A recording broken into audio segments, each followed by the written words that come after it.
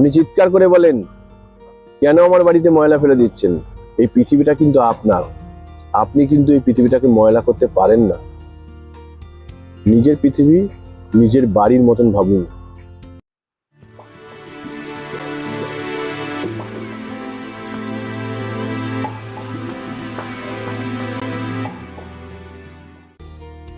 এই যে পিছনের নদীটা দেখছেন, এই নদীতে যে সমস্ত ছোট ছোট নৌকা, মানে ভটভটি বলে যেগুলোকে, বা জাহাজ বলে, যেগুলো চলছে, সেগুলো কিন্তু সেই কনভেনশনাল এনার্জি, মানে তেল পোড়াচ্ছে। আর প্রচুর পরিমাণে শব্দ দূষণ, তার সাথে ধোঁয়া।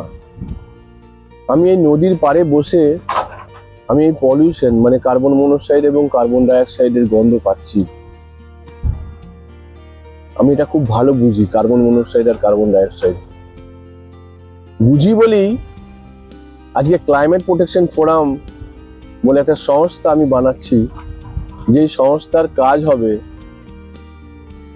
Stop climate change. Climate protection ফোরামের এটাই কিন্তু মূল মন্ত্র, এবং এটাই কিন্তু আমাদের কি বলবো, আমাদের এইটাই লক্ষ্য, যে স্টপ ক্লাইমেট চেঞ্জ। তো কি হবে এত চেঁচামেচি করে? কত লোক আমার মতন এরকম চেঁচামেচি করে? কেউ কি কারোর কথা শোনে? যার যেটা কাজ করার সে সেটা করে যায়। কিন্তু তাও আমি বারবার এই কথা নিয়ে, বারবার এই একই টপিক নিয়ে বারবার আপনাদের সামনে আসি একটাই কারণে।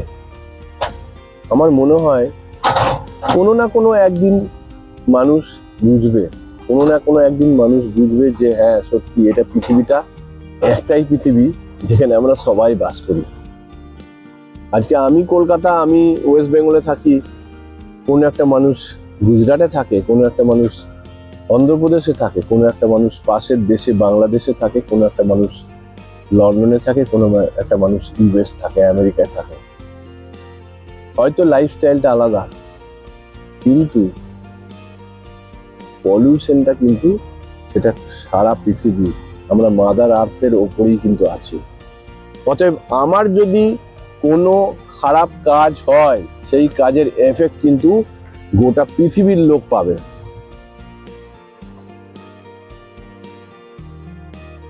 আজকে একটা কাজে এসেছিলাম, একটা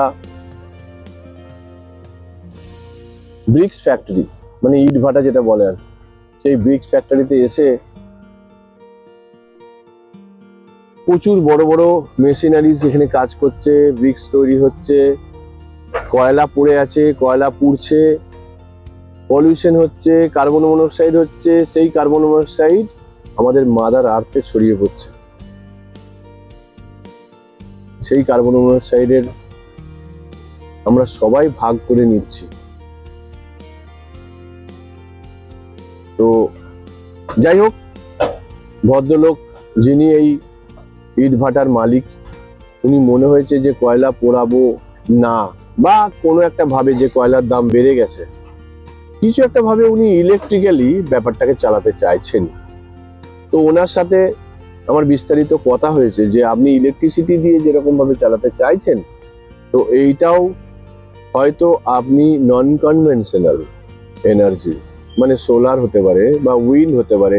এটা একটা নদীর ধার, ডায়মন্ড হারবারের ধার, সেখানে প্রচুর পরিমাণে হাওয়া, দেখছেন হাওয়ার শব্দ আপনি পাচ্ছেন।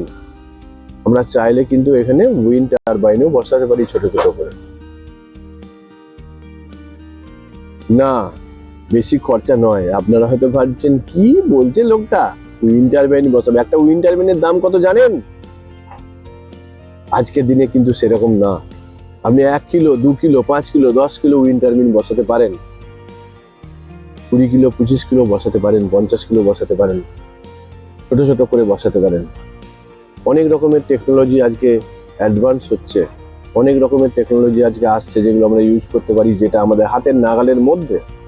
আমাদের শুধু একটাই দরকার, আমাদের ইচ্ছা। আমাদের ইচ্ছা থাকতে হবে যে হ্যাঁ আমরা কার্বন ডাইঅক্সাইড, কার্বন মনোক্সাইড ছাড়বো না বাতাসে, কয়লা পোড়াবো না বাতাসে। আজকে এটুকুই বলার জন্য আমি এসেছি আজকে। এত সুন্দর একটা পরিবেশ, এত সুন্দর একটা ভালো জায়গা, একটা সুন্দর একটা ভালো ভেন্যু। আমি এখানে নদীর পাড়ে বসে আছি, বসে এই আমাদের টিমের সাথে গল্প করছিলাম। করতে করতে হঠাৎ মনে হলো যে একটা ছোট করে ভিডিও বানাই আমার দর্শক বন্ধুদের জন্য। কিছু দর্শক বন্ধু তো আমাকে ফলো করে, কিছু লোক তো আমার কাছ থেকে এই জিনিসগুলো শোনার জন্য বসে থাকে, তাদের জন্যই ধরুন বানিয়েছি। আপনিও হতে পারেন। আমাকে কমেন্ট করে জানাবেন এরকম টাইপের ভিডিও আপনাদের যদি ভালো লাগে। আমার ভালো লাগে এই জিনিসগুলোকে আপনাদের চোখের সামনে ধরতে, যাতে করে আপনাদের নতুন নতুন জিনিস, নতুন নতুন টেকনোলজি সম্বন্ধে আপনারা অবগত হতে পারেন। আপনাদের যদি নতুন কোনো টেকনোলজি হাতের মধ্যে থাকে, মাথার মধ্যে থাকে, অবশ্যই আমাদেরকে শেয়ার করবেন, অবশ্যই আমাদেরকে জানাবেন। আমরা একটা টিম হিসেবে কাজ করতে চাই এবং আমাদের এই পৃথিবীটাকে সুন্দর একটা বাসযোগ্য পৃথিবীতে তৈরি করতে গেলে আমাদের এই পলিউশন থেকে আমাদেরকে সবাইকে মুক্ত করতে গেলে আমাদেরকে কিন্তু কিছু কাজ করতেই হবে। গালে হাত দিয়ে বসে থাকলে চলবে না,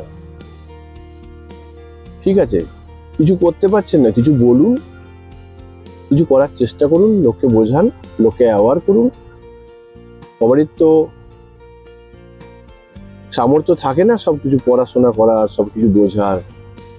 এখন তো মানুষ সোশ্যাল মিডিয়াতে খুব বেশি বেশি অ্যাক্টিভ, পড়াশোনার থেকেও সোশ্যাল মিডিয়াটা ভালো করে বোঝা। এটা খুব ভালো দিক সোশ্যাল মিডিয়ার।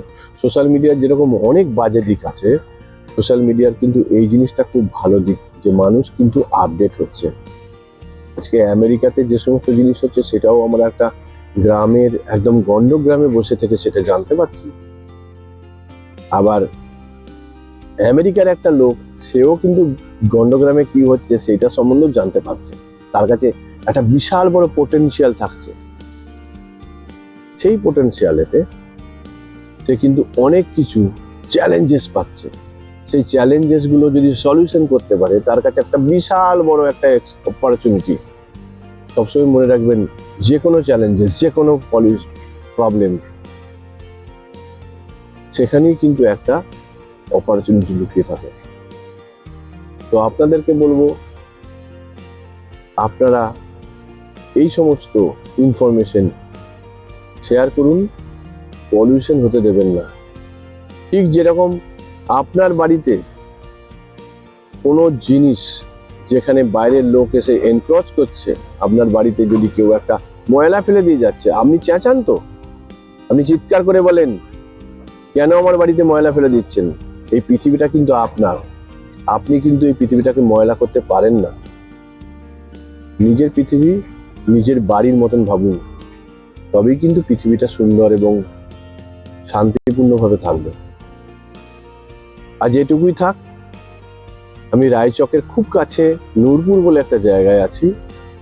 আপনাদেরকে পুরো ব্যাপারটা শেয়ার করার ইচ্ছা হলো, তাই আমি এই শেয়ার করছি। আপনারা সঙ্গে থাকবেন। আমার ভিডিও যদি ভালো লাগে, লাইক, কমেন্ট, শেয়ার করবেন, যাতে করে অনেকেই এই সম্বন্ধে ইনফরমেশন পায় এবং তারা আরো বেশি আপডেটেড থাকবে। নমস্কার।